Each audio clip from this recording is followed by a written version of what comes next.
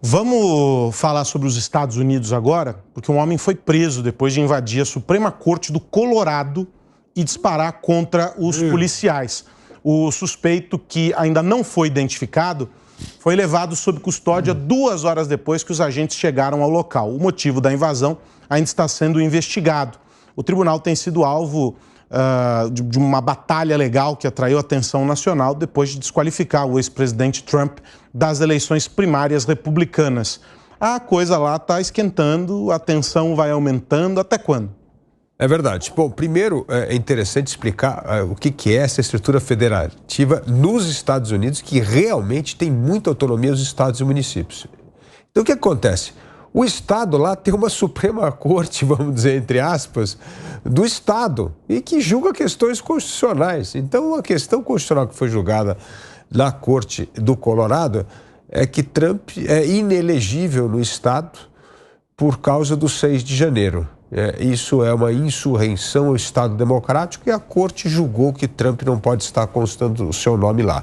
Evidentemente, uma decisão polêmica estadual, local, que concerne ao presidente da República, provavelmente vai acabar na Suprema Corte americana. E a Suprema Corte vai ter que se manifestar sobre esse assunto.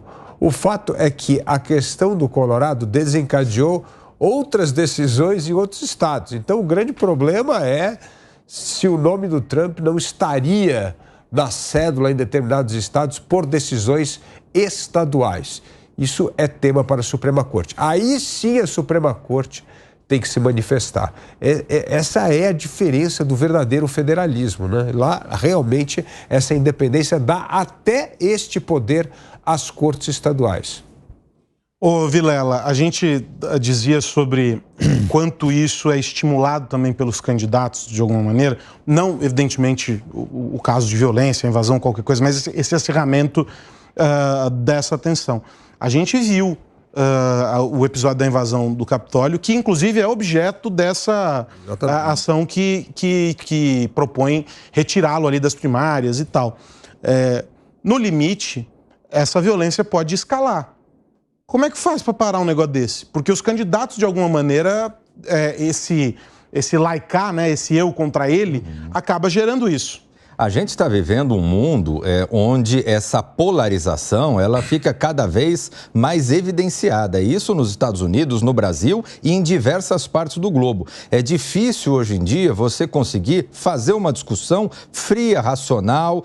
Hoje em dia, especialmente no contexto eleitoral, vem aquela discussão extremamente apaixonada. E quando as paixões afloram muito, você acaba tendo naturalmente esse tipo de situação que são situações absolutamente lamentáveis e indesejáveis, e eu vejo sim que é importante que os candidatos, que os políticos adotem medidas para de alguma forma diminuir um pouco essa fervura. Mas eu faço a seguinte observação: nós não podemos imputar para um determinado candidato, para uma liderança política, um crime que é praticado por um apoiador, por um admirador, por um terceiro.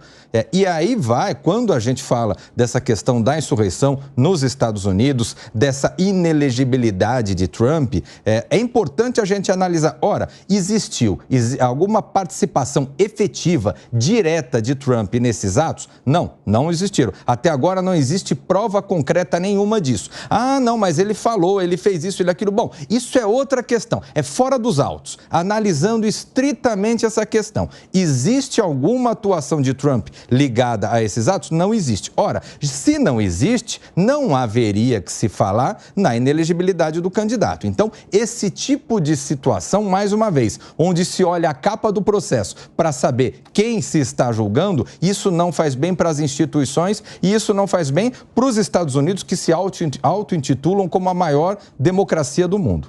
Agora, de todo modo, não dá para a gente chegar no limite da invasão de um prédio público com armas disparadas e coisas do gênero, né, Pena? No dia da decisão do Colorado, a gente inclusive debateu isso aqui.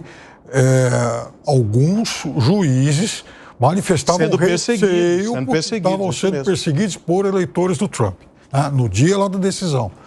Agora, veja, então, o primeiro estado a tomar essa decisão contra o Trump foi O Colorado, segundo aí outro dia, foi o Maine. Mas no Maine, ainda não o processo ainda não chegou à Suprema Corte Estadual. Então isso ainda vai acontecer nos próximos dias. Só que, como essas ações elas estão pipocando em vários estados e tem mais 14 na fila, então há também uma pressão para que a Suprema Corte decida logo esse negócio. Até porque os cálculos, as primárias de Iowa, o primeiro estado, né, abria, enfim, a temporada aí de eleições estaduais, vai acontecer daqui 13 dias. Então não dá para ficar esperando muito tempo também, tem que resolver logo. Isso aí. Então, ou sim ou não, ou pode ou não pode, fim de conversa. Não, a Suprema Corte tem que decidir isso rapidamente para evitar o caos. Agora, esse tipo de ação polarizada na justiça só ajuda o Trump. Isso cada vez mais está ajudando a candidatura do Trump. As pessoas não entendem que o populismo é diferente. Quanto mais se ataca o populista, mais ele cresce. Quanto mais você cresce... Por quê? Porque o populismo é o candidato do antissistema. Já que ele é o antissistema, está aí o sistema reagindo contra a pessoa. Quanto mais faz isso, maior a sua popularidade. Então, além de tudo, é um tiro no pé dessa turma que tenta usar as instituições para brecar uma candidatura. Quer brecar? Faça uma boa campanha e ganhe no voto. Mas tudo isso de tentar brecar usando o que eu chamo da fachada institucional para conter alguém, só faz o seguinte, só faz o populismo crescer cada vez mais. E quanto mais o populismo cresce, maior a polarização política, o que é péssimo para a democracia. Agora, guardadas as devidas proporções, Vilela, a gente vê similaridades em alguns fenômenos na disputa nos Estados Unidos com o que a gente acompanhou por aqui. A maneira como os candidatos usam as redes sociais, a maneira como mobilizam, de alguma maneira, o discurso, direcionando para o melhor interesse, como sustentam as manchetes da forma como vem mobilizando, para poder, de alguma maneira, fazer um aceno para uma turma que é mais enfurecida, vamos colocar assim, mais apaixonada. E isso, claro, tem um peso dentro desse jogo político. O que a gente viu aqui foi um movimento muito forte de instituições como, por exemplo, o STF, o TSE, o Ministério Público, criando, fazendo um movimento de força para dizer, peraí, não vamos bagunçar essa história porque há que se fazer valer o papel das instituições e a Constituição é soberana em vários aspectos. Os Estados Unidos guardam diferenças importantes em relação à federação, à própria maneira como nós estávamos explicando aqui a Suprema Corte em cada um dos países, dos estados e etc. Mas esse movimento pode levar a uma situação em que essas instituições sejam forçadas a se posicionar. Isso pode acontecer na tua leitura? Eu vejo que pode acontecer. É como você colocou, essas instituições estão sendo levadas a se posicionar. E é justamente por isso que é fundamental que cada instituição, que cada poder, ele siga estritamente o seu papel constitucional. Porque daí, numa situação como essa, não há cabimento para acusação de que um poder estaria interferindo ou beneficiando um determinado candidato, um determinado grupo político.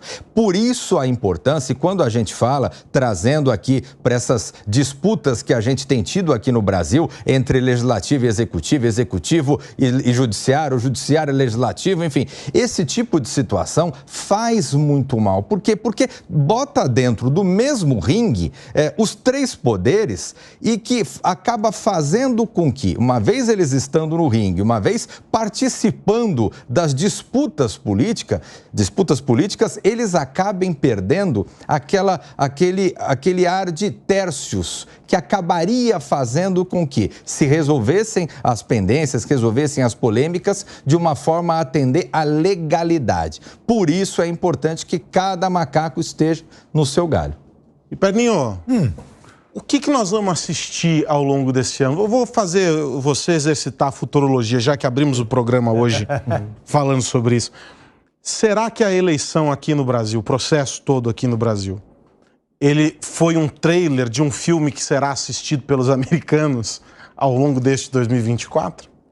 Ou a eleição americana de 2020 não teria sido um trailer do que a gente viu aqui em 22.